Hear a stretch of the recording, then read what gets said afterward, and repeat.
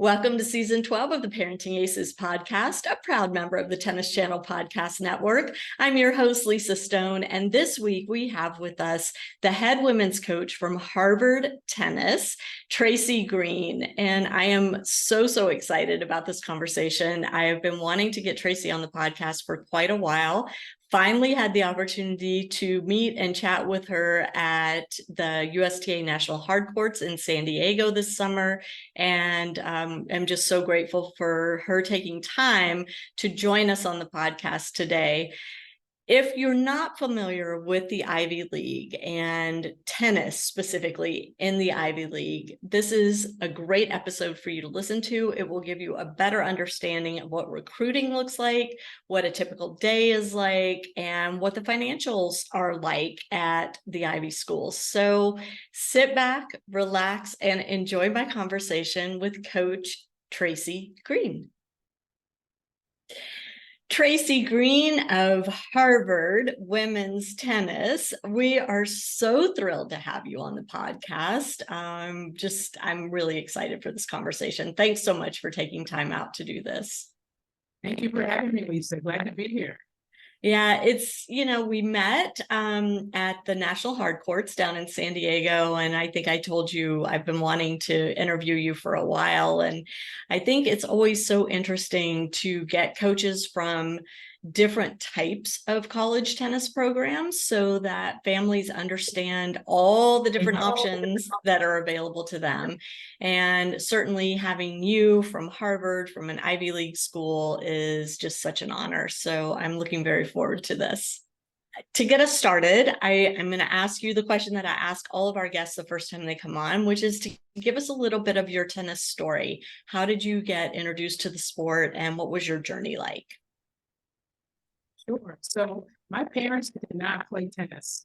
They were fans of all sports. They liked to watch tennis on television, basketball, football, college sports especially. My mom was a professor, actually a college coach of lacrosse. So naturally, she would like to, be around college sports, especially with lacrosse. That was her sport, her main. I never, saw them, really playing tennis. I probably like once or twice, maybe on vacation. But here in the all sports youth camp, I was like 10 years old. One of the sports options was tennis. And this mixed with like basketball and karate, like some random kind of. And I had tennis that summer, and I just loved it. I actually needed boys. I realized I was pretty good at doing that. And I was like, that hooked me right there. And I gave me to keep taking lessons the next summer, the next year, and I progressed from that point to 3 days a week to 5 days a week, USTA tournaments, and the rest is history. So how did you make that transition from player to coach? Yeah, so I had a pretty cool career at University of Florida. We got to win some national championships, and I really thought I had some more gas in the tank for pro tennis. I had some injuries. And obviously, tennis was, near and dear to me. I played for that long at super high level. And coaching, I guess, was the next step. I never thought I'd be a coach. Kind of started off with just hitting with people, being that hitting partner for juniors, for adults. And then it kind of progressed into coaching. And actually, Rodney Harmon, who's currently the coach at Georgia Tech right now, he said, hey, yeah, you know what? You should think about getting into coaching and getting your certification and doing X, Y, and Z. And I was like, really? You think so? Yeah. So yeah, we need more women coaches. So he was like the first person who sort of gave me a little nudge and said, hey, you should at least start going down this path. I love that. Rodney's such a good guy. And how cool that he was kind of your little nudge into the coaching arena. And he's absolutely right. We need lots more women coaches. So glad you're kind of setting the standard and paving the way there. So you're at Harvard. I mean, it's a pretty high level of tennis in general, a really high level of academics. What's it like coaching these young women who are not only great tennis players, but obviously have very high academic standards for themselves as well? You know what, Lisa, every day is amazing. Being on Harvard's campus, I'm so grateful for a job that I love, and I wake up and I love to do every day, being around so many really cool individuals. We start is the people, and that really is true. I mean, you go into one of the dining halls and you hear some really interesting conversations. That's the kind of people we look for to come on our teams, to be a part of our program. And it kind of fit me in a way. I love the fact that we don't have scholarships later, but that people actually play because they really want to be here for the sport, and then obviously the academics. So yeah, that really drew me into Harvard, and it's kind of what keeps me here at the same time. Yeah, it's interesting because I did a podcast a few weeks ago with Danielle McNamara, and we talked about the importance of good grades and, how student athletes need to make sure they're keeping their grades up in order to have as many opportunities as possible to play college tennis. How much weight do you put on a student athlete's academic performance when you're looking to recruit them? Sure. Looking at the recruiting process, it has so many different stages to it. Obviously, tennis is super important for us. We are a Division I team. We want to be ranked. We want to go to NCAAs and do some damage there. So the level of the player is always going to be pretty important, right? But it is Harvard, so we care immensely about grades. We want everyone pushing themselves academically in high school. So we look for people who really are showing that they have quite a bit of academic rigor, and have shown that they have a track record of excelling in their classes. It doesn't have to be all A's, but hey, we want to see you pushing yourself and doing well. The cool thing about my job, I'm not admissions, so I get to just kind of bring people forward. But I've been doing this for a while, and I kind of know what they like to see, and I hope it works out each year. And so far, it has. Yeah, that's awesome. What type of input do you have, and what type of weight does being a tennis player carry with the admissions office? So, I've heard some chatter lately of, kids are playing tennis and continuing to push through the juniors, even if they don't want to play varsity tennis in college because they feel like it's going to open the admissions door for them. Is there truth to that? Well, we love players at Harvard, at least for Harvard women's tennis, who have a lot of gas in the tank. Those people who want to play college tennis, right? Who, because they love it, who want to compete, who want to be on a team. So my job is to find those people, and admissions knows that's also my role in that process. So it'd probably be pretty easy to find a bunch of folks who sort of just play for their resume or play because their parents tell them to play or something like that. But finding those folks who truly love the game, that's what I go out to do or seek to do, every summer, every year. I like to think that our team is full of those types of people right now.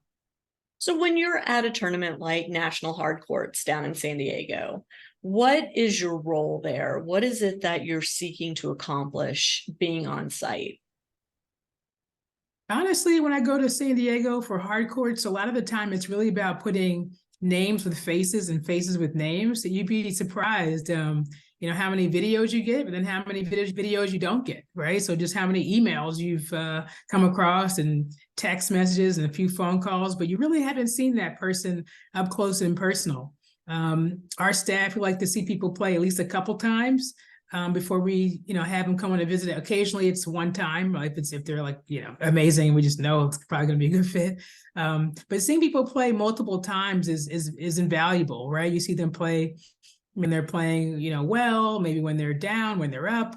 Maybe you see them playing at different stages of their tennis career. Maybe they were, second year 16s, and now you see them, first year 18s, and they made a couple adjustments in their game. Maybe they've grown, gotten stronger, you name it, overcome an injury, you name it. So I love recruiting. I love getting out on the road, seeing folks. It gets kind of hot, some of these locations, I must say, Lisa. Some of these locations, you're sweating the whole time. But it's fun, and I definitely enjoy it. Yeah. And I saw you at the table having conversations with players when they were allowed to talk to you after their tournament was finished, or, whatever the NCAA rules allow at this stage of the game. What are some of those conversations like? What are some of the questions that are coming up, and is it you asking more of the questions, or is it the prospective student athlete asking the questions of you? I'd say it's a combination. When we have those types of meetings where you're at some kind of fair or symposium of coaches, occasionally you get people who haven't met you before and they want to meet you and they have specific questions they want to ask, and that's always great. It's always great when you have someone who's super organized and they know exactly what they want to get from you. And then on our side, sometimes we already met the person, or maybe once, maybe twice, and that meeting's really about just checking in. How are you? Good to see you. What time do you play? What are you working on this week? What are your goals for this tournament? Type of conversation. So it really depends on the individual. Sometimes people are just seeking out information about your school. Are you looking at more players that are like me right now? Like, what are you looking for?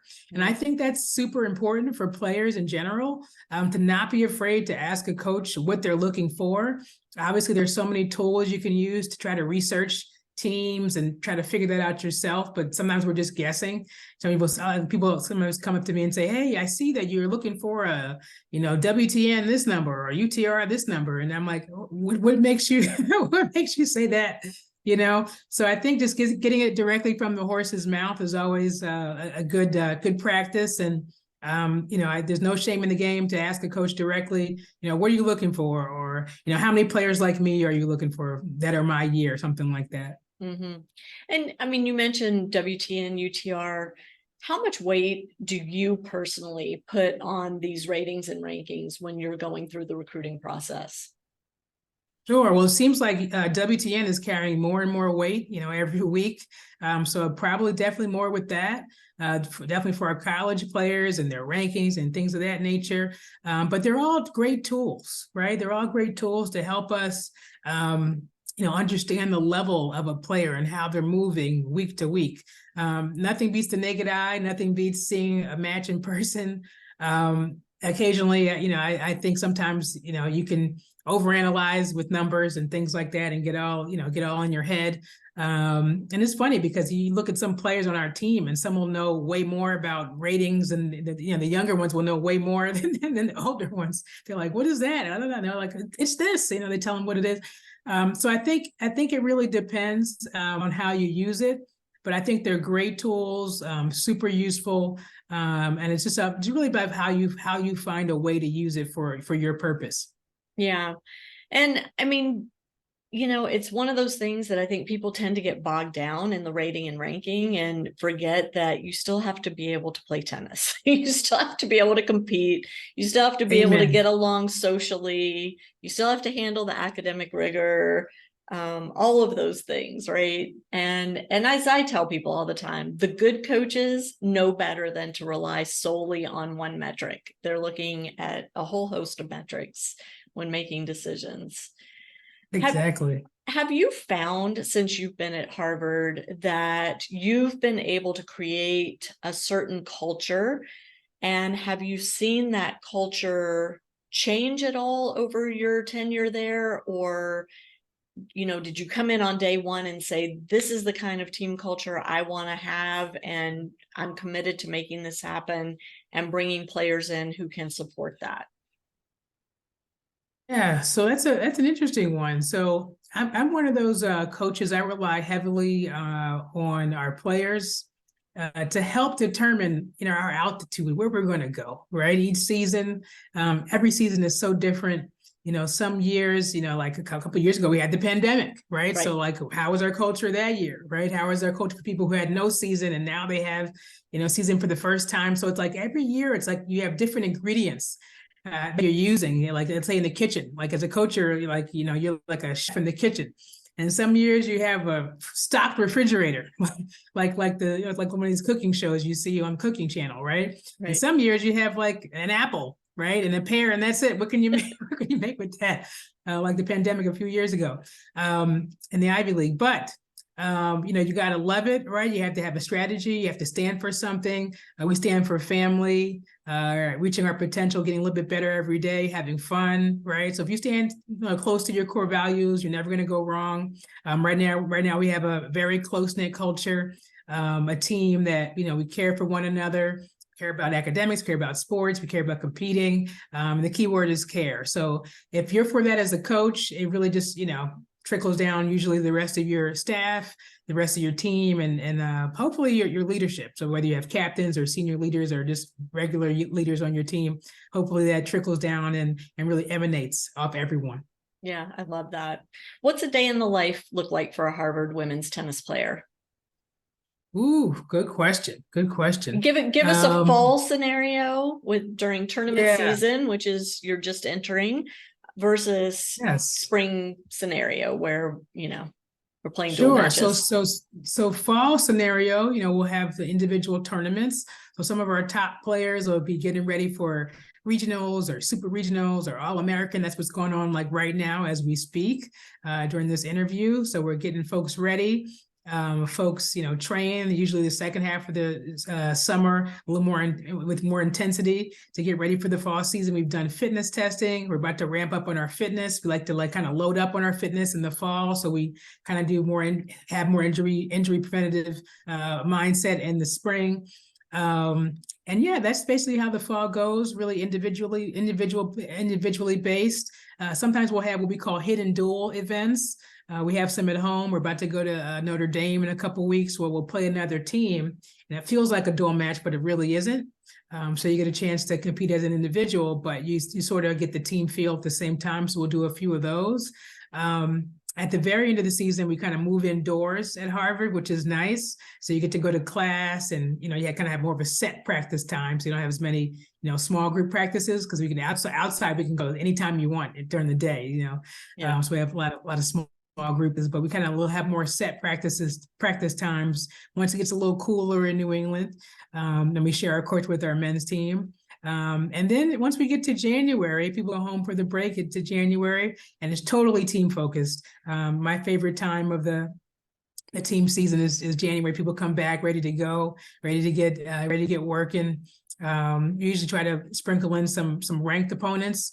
We sprinkle in what we call ECACs, which is a tournament that we play generally with other Ivy League schools. It's always fun to mix it up and play a 3-day tournament where you're playing other Ivy school. That's always fun. You hear me say fun a lot because I feel like competing is fun, and we try to make it fun mentally for our team. So yes, it's going to be a challenge, but we think everything's going to be fun. It's just the way how we're going to approach it, right? Yeah. And then we go on to our spring trip, and then after that we have our Ivy season, which again is more fun. We have a home and away situation in the Ivy League, so every year you either play another school home or you play them away.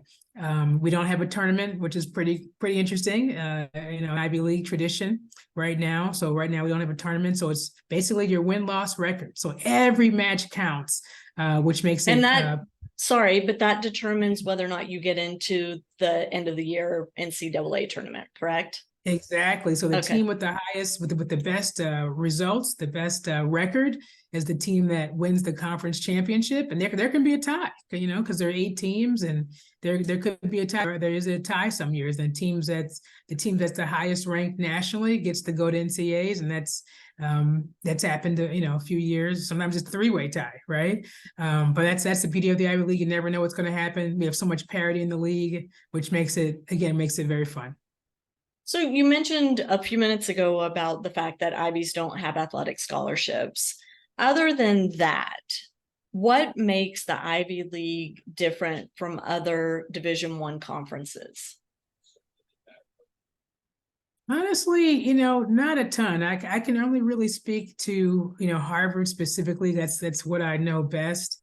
But for Harvard, budgetarily, I think we like to compete with, some of the top schools out there as much as we can. We offer, everything you can think of to support our players, whether it's, rackets, stringing, massages, you name it. We have to come visit and talk to me to know all the details, right? And I can't give it all away right here on this podcast.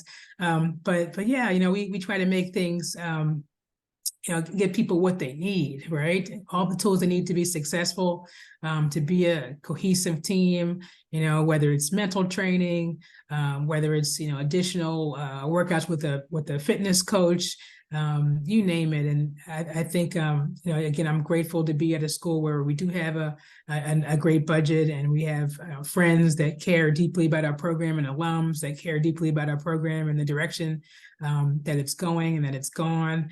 And yeah, I mean, I'd say we're very, very competitive with top schools. At what point in the recruiting process do you want a prospective student athlete to start talking budget with you? Like, is that something that comes up at the beginning of the process or later on? And what is that conversation at a school that doesn't offer athletic scholarship?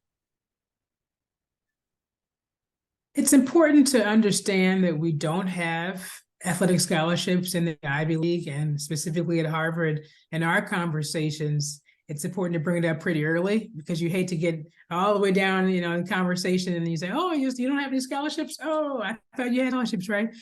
So it's good to bring it up early. Sometimes people don't quite understand what that truly means and what the value of an Ivy League education truly is. So I suggest people do their research and find all the amazing talented people who've graduated from the Ivy League, who are amazing tennis players, who are doing amazing things in their work life and just in general after they graduate. So for us, it's a relationship, like you have while you're in school, and the relationship that you have after after you graduate. And it's pretty darn unique. And you're part of the super elite club, and some people just like that. But obviously our brand is universal, and we love that. Yeah. How important is it to you personally to have a mix of American and international players on the team, or focus one side or the other? And is that something that you consciously decide as you're recruiting for a particular class? So someone told me a while ago that tennis in the NCAA is the most international sport in the NCAA. It's not soccer, it's not fencing, it's not volleyball, it's tennis. So we are the most, in Division I, we are the most international sport. So I don't think we can stop, the international, players, coming to play and getting scholarships and taking quote unquote spots, and in the States and U.S. schools. However, I think it is important to have some kind of a balance on most teams. Some teams they can't, right? Specifically at Harvard, we have a few folks from other countries. Right now, I think we have about 3. We've got like Canada, Lithuania, and I think England, something like that. And we have I think 12 players on our team. So not so many. Every year is a different year. I don't think I go out, seeking someone from this country or that country. It's really how recruiting shakes out. I think we just committed someone recently from another country. I can't say the name because that's against the NCAA rules.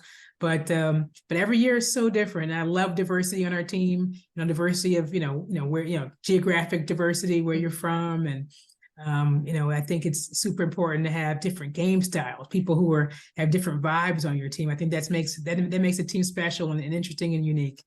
I agree with you. And people that have been listening to this podcast a while know that I've kind of changed my tune around all this.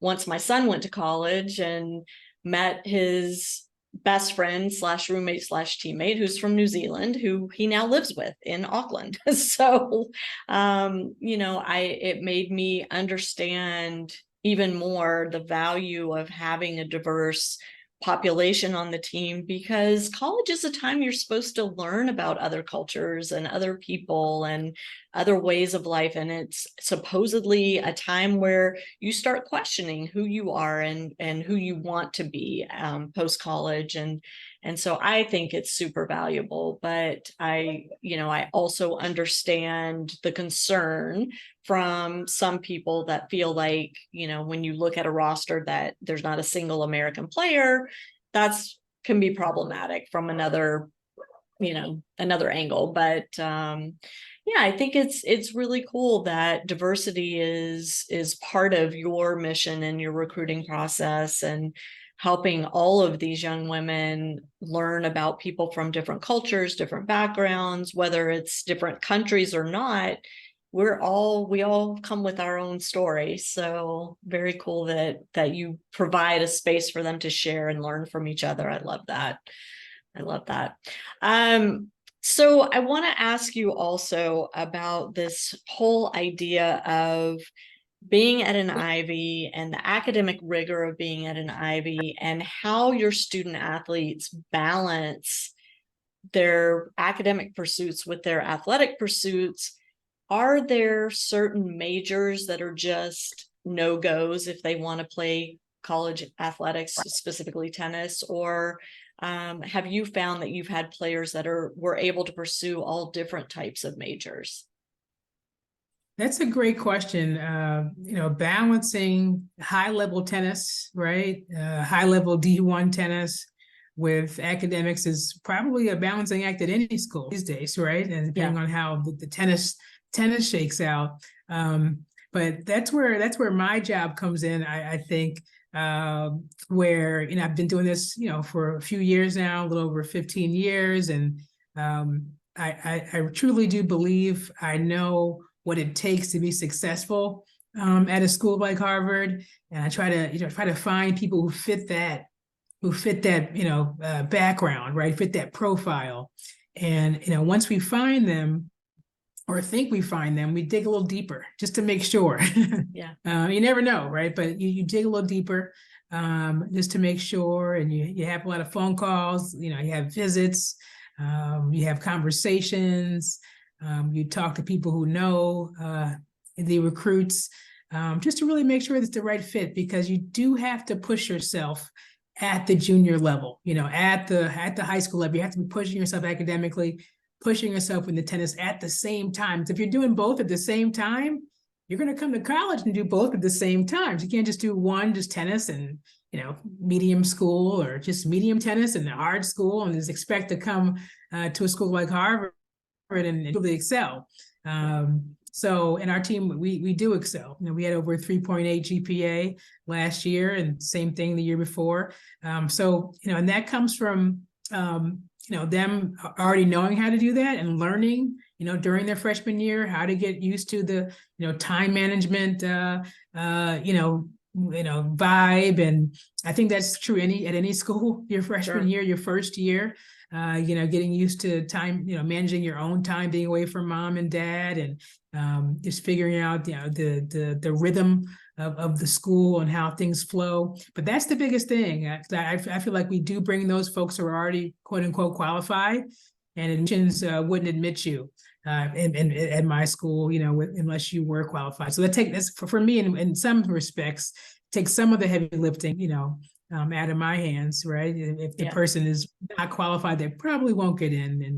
And it doesn't happen very often, because typically we try to get those kids who probably going to get in. Gotcha. But in terms of majoring, once they are on campus, we've heard stories where at certain schools you can't pursue pre-med, you can't pursue, courses that require lab time because of the practice schedule, because of the match schedule and all of that.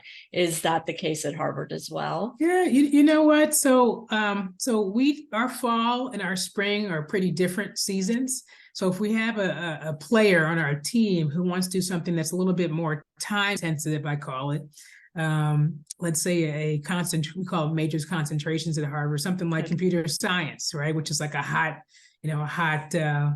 topic, high concentration these days. I suggest that they take, tougher, more time intensive classes in the fall, because the fall matters, right? And in a minute, I think we'll have NCAAs in the fall. So who knows, this could all be turned around next year. But generally, they'll take their harder classes in the fall, and they're right on track to do everything they need to do in the spring. And we definitely encourage folks to take what they're interested in. We don't have any restrictions on majors or concentrations at Harvard or on my team. So if someone wants to do pre-med or, government or what schools, we don't have like pre-med actually. You take courses that get you ready for medical school. But but yeah, we don't have any restrictions. It's really about you doing what you're interested in. And generally our upperclassmen, our older players, will sort of guide people in the right direction and say, hey, I know you want to take this class, but just know you have a lot of reading in that class, and you have this class. That's a lot of homework, during the season. Don't you want to have at least one class where they'll say, oh yeah, you're right. And so just balancing is the key at our program, at our school, really just balancing. So if you're doing the work and you're putting the time in, you're going to be okay. But just having a good balance, so you're not super stressed out or not having balance in your life, because we do need to have, a social life. We do need to have, make time for our friends, our family, and everything that counts. Yeah. Getting back to the recruiting process, what is the role, in your opinion, of the parents during the recruiting process? I think parents are super important. I mean, someone told me once that, I meet people for 2 years or 1 year, and now they're on my team. And the parents have known these people and raised these people for 16, 17 years, right? So they're super influential, and you need them on your team. You have to understand them, and honestly be teammates with them to a certain degree. We're all in it together. I don't love, when parents get too involved, right? Yeah. I think you have to kind of separate a little bit from your child. That's part of the maturation process, letting go a little bit. That's easier for some parents than others. I'm not going to name any names, but that's a part of my job too, is to help them separate. Mm-hmm. That they know that they're coming to a place where the coach cares about them and cares about their well-being, I care about the tennis, but care about the whole person, right? I think that's super important for them to know, and know that they can, come to me with anything, right? And I'm going to do my best to be there for them and help them in any way I can. And our staff, feels the same way. So knowing that they have that line of defense there during this education process, I think that's the key. But again, it's easier for some folks than others. Easier, said than done also. But yes, their parents are crucial. We love them coming to our matches, being supportive, and just that, being supportive is what we need. When you're meeting with recruits, though, let's say like at San Diego, are you also talking to the parents there, or do you really want to have the recruit, lead the conversation and focus on just the recruit? Sure. It's always great to have the parents there and get to know them. At the same time, we really do need to get to know the player who's coming to your program. They are related because they're from the same family. They are, if it's Amy Johnson coming, it's her whole family that's coming to Harvard usually, right? They feel like, all right, we're coming to Harvard too. But you got to get to know Amy, the recruit. This fictional character I just made up. There's no Amy, but how is Amy? How does Amy think? I got to get inside Amy's head and figure out what Amy wants. And sometimes it's hard to do. Parents are right there if they're answering all the questions. So occasionally we do separate. So we get to have Amy, by herself. If I've already spent a quality, a good amount of time with Amy, maybe I do want the parents there. Maybe we have a Zoom. Maybe we have them at a meeting, at a tournament or something like that. So we all can be on the same page, because we do need to be on the same page, right? Yeah. I mean, Amy does have parents who are probably paying something, or, helping with her organization, and just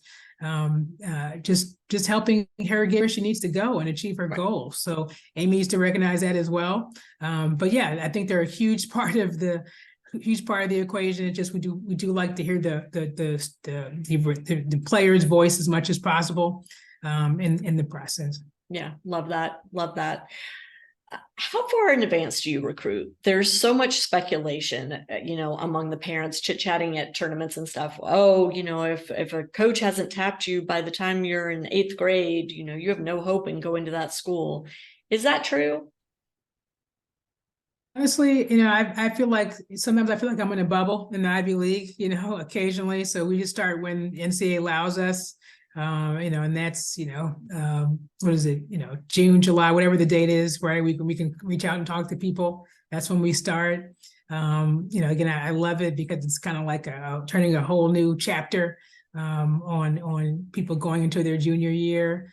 And we're not in a super rush generally at Harvard because it is a process of understanding the people, getting to know people. Now, occasionally there are people you've seen play before they get to be a rising junior. So you've heard about them, you've seen them maybe a little more in the phenom category. But those conversations don't take place until until you're allowed. So the anticipation aspect, which I love, and and you just never know. You never know who's out there. And now with international tennis, that makes the recruiting pool even wider. Right. And just a reminder to everybody, the coaches can't reach out to the player until the summer before junior year, but the players can reach out to the coaches anytime. So, if you're interested in a particular program or a particular coach, there's no harm in sending emails and making that introduction, even though they can't engage with you until after your junior year. So just a reminder for that. Don't wait until the last minute. What else do we need to know about Harvard tennis and recruiting at the Ivy League? Anything I've left out? I mean, we're looking for people from all walks of life, not just Americans, international, all over, you name it, no specific part of the country. And do reach out, like you said. Sometimes we miss people at tournaments. I do use WTN. I will look at all the tools. However, we're only 2 or 3 people on staff, so we might miss some folks. So do reach out. Do send an email. Do send updates on how you're doing at tournaments and your progress. And just because you don't hear back right away doesn't mean we don't read the emails or read the correspondence. I think it's super important to keep coaches updated, because then that kind of puts the ball in their court for the next move. And once you do have that, time to communicate with the coach, or the opportunity to communicate with the coach, ask the right questions. Be ready to go. Be buttoned up. Be ready to ask the right questions so you can get information you need to make the right choice for the rest of the process. Can you tell if a prospective student athlete has done their research on Harvard and on you as a coach and on your team? I mean, and how important is that to you when you're recruiting? Generally, I feel we can tell when people have done research. I feel like we have a pretty solid history tennis-wise. Via our results, they can tell that we're a pretty solid program. So I think folks who are just starting out in tennis, if they shoot us an email, we know right away, probably, haven't done a lot of research. I've been playing for 1 year. I'm really interested in your practice. Like, okay, well, this might not be for you. But then you have folks who really, do their research, and they're mentioning stuff about our matches and just all types of facts that I would find interesting. So you really can find the difference, but the key thing is just really putting yourself out there and presenting the coach with the best parts about you as the recruit. Yeah. You also mentioned that once the indoor season starts up in the Northeast, that y'all are sharing the indoor facility with the men's team. How much interaction is there between the men's and the women's team at Harvard? Because I know at a lot of schools, the teams are completely separate. They rarely travel together. They really don't have much interaction. And then other programs, there's tons of overlap, and they're out supporting each other at their own, their matches. And Yes. So what's the culture like at Harvard? Sure. So our teams are super close. We share a lot of the same facilities, and my Zoom background is our indoor courts. We have 6 beautiful indoor courts there behind me. Some mornings we split the courts 3 and 3, and we'll have individual work going on. That's pretty typical on 2 or 3 mornings a week. Afternoons we split times. We have like a slot for the men, and we have a slot for the women in the afternoon. So we're used to sharing. Outdoor courts right now we have 18, so sharing is a little bit easier. We're outside. We're very fortunate for that. And coming to matches, I mean, the men's matches are, I still can't get over how loud our Harvard men's matches are. I mean, you have people cheering, their butts off, from start to finish. Women's side, they come support us. We support them. Our seasons are just, just so exciting, both of them, right? We're both chasing different things, different parts of the season, sharing the ups and downs. And the students are truly friends, right? Some of them are in the same classes. So it's pretty hard not to support each other when you're in the same classes and you're sharing the same facilities and you're seeing them pretty much every day. So very grateful for having, two close teams. Yeah, love that. Anything I've forgotten to ask you? We're coming toward the end of our hour, and I want to make sure I give you the platform to, share the Harvard gospel with us. Honestly, I do encourage folks to really give the Ivy League a chance, give the Ivy League a shot. We don't have scholarships, but we generally have an amazing experience that's worth so much more.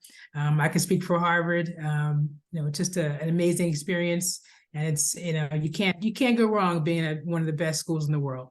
Yeah, absolutely. And even though there aren't athletic scholarships, there is other financial support available. And I know, the Harvard bursar's office, or I think it's the bursar's office, is where you would go to find out what other financial support is available, loans, scholarships, work study. There's always ways to fund your education, even when there's not a tennis scholarship on the table.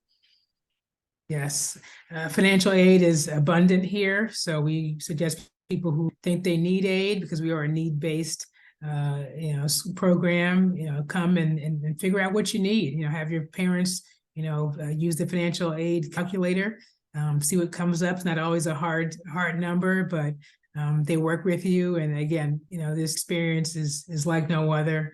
And I'm not saying that just because I work at Harvard. I am biased because I do work at Harvard, but it's an amazing experience, and it's like no other. Yeah, love it. Traci, thank you so much for joining us on the podcast. If it's okay with you, I'm going to share your contact info in the show notes on ParentingAces.com. So for any of you watching, if you have questions for Traci about the Harvard women's tennis program, please do reach out to her. She's incredibly responsive, even though she's one of the busiest people I've ever come across. But I want everyone to feel like an Ivy education and an Ivy tennis experience is out there and is available if that's something that you want. And don't write it off just because they don't have athletic scholarships, or don't write it off just because you don't have a 4.5 GPA. You may still be a great fit, right? Amen. Yes, it's an amazing experience. You get to play people, and you're in this region. You're not flying all over the. You're staying right here, meeting amazing people. You have experience of your life. So I definitely encourage it. So, work hard in school. That's the first step. Work hard in school and on the court, and be a good person. And then you're one step, one step in the right direction to come into a school like Harvard. Perfect. To my listeners, thank you so much for tuning in. We will catch you next time on Parenting Aces.